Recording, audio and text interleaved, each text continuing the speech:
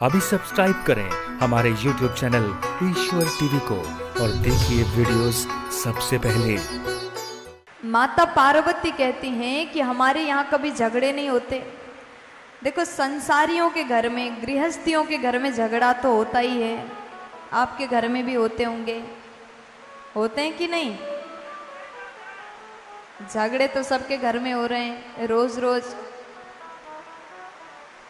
रोज बेलन चलाया जा रहा है। प्यार से बोलो। माता पार्वती कहती, लेकिन हमारे घर में कोई झगड़ा नहीं होता।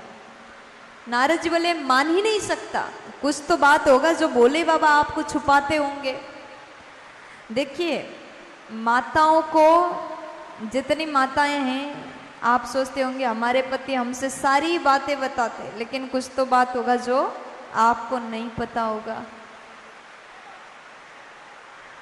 अब यहाँ पर नारद जी बोले कि मैया ऐसा हो ही नहीं सकता, भगवान आपको सारी बातें बताए। मैया बोले, नहीं नहीं नहीं, ऐसा कुछ नहीं है।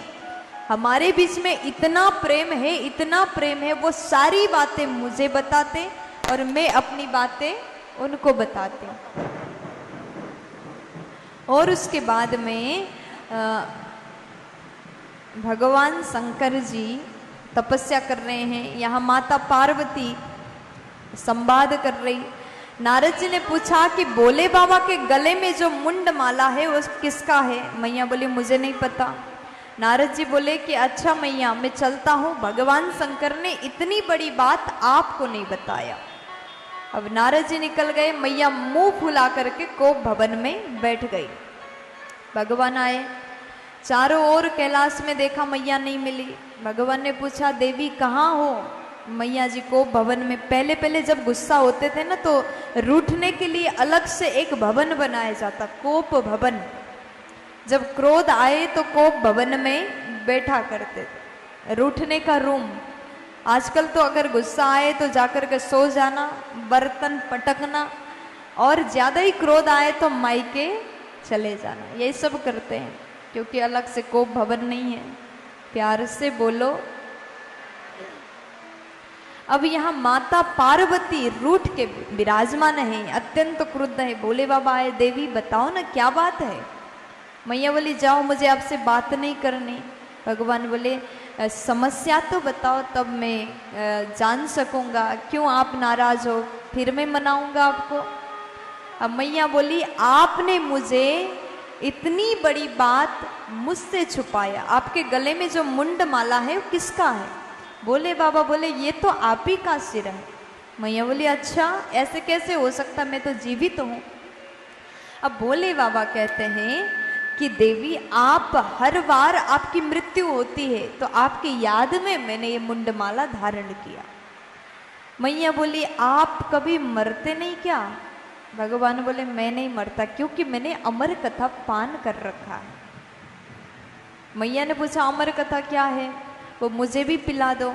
तब भगवान भोले बाबा मैया को लेकर के अमरनाथ चले गए, और अमरनाथ में जाकर के जितने पशु पक्षी वहां थे सबको भगाया। भोले बाबा आसन में विराजमान हुए, मैया पार्वती भगवान के सन्मुख विराजमान हुई और कथा को श्रवण कर रही हैं। बोलिए भागवत भगवान की जय हो। जब भागवत कथा श्रवण कर रहे हैं, भगवान बोले, देवी बीच में ओम ओम ओम उच्चारण करना। ओम मतलब हाँ, मैं सुन रही हूं। ओम शब्द का उच्चारण करना। मैया उच्चारण कर रही, बीच में ओम ओम उच्चारण करती है। भोले बाबा कथा सुनाते जा रहे। वहां पर अमरनाथ में एक छोटा सा अंडा था। मैया ने सोचा, ये अंडा क्या कथा सुनेगा, छोड़ के आ गई और कथा सुनने लगी। जैसे भागवत प्रारंभ हुआ, जयकारा लगाते ही अंडा जमीन में गिरा। वहां से शुक पक्षी प्रकट हुआ, और वो पक्षी आसन के पीछे बैठ करके कथा को श्रवण करता है। और जैसे मैया कथा सुनते सुनते सो गई, उसके बाद पक्षी माता पार्वती के आवाज में ओम ओम उच्चारण करने लगे। माता पार्वती की आवाज में ओम उच्चारण किया। जैसे पूरा भागवत सुनाया, भगवान शंकर बोले बोलिए भागवत महापुराण की जय हो। अब मैया की नींद खुल गई। जैसे मैया जग जाती हैं तो उसके बाद भगवान से पूछा, प्रभु आगे बताइए ना, आगे क्या हुआ। मैया ने पूछा, भगवान बोले कथा तो हो गई, आपने नहीं सुनी क्या। मैया बोली मैं तो सो गई थी। भगवान कहते तो ओम शब्द कौन उच्चारण कर रहा था। इतने में पीछे से पक्षी उड़ के चला गया। भगवान ने जैसे देखा त्रिशूल लेकर के पक्षी के पीछे पीछे भागने लगे। आज इसको मैं छोड़ूंगा नहीं।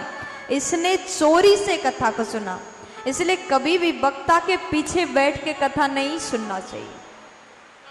वक्ता के पीछे बैठ करके सुने गए कथा चोरी का कहलाता है। इसलिए श्रोता को सदैव सन्मुख बैठना चाहिए, प्यार से बोल दीजिए ना। तो आज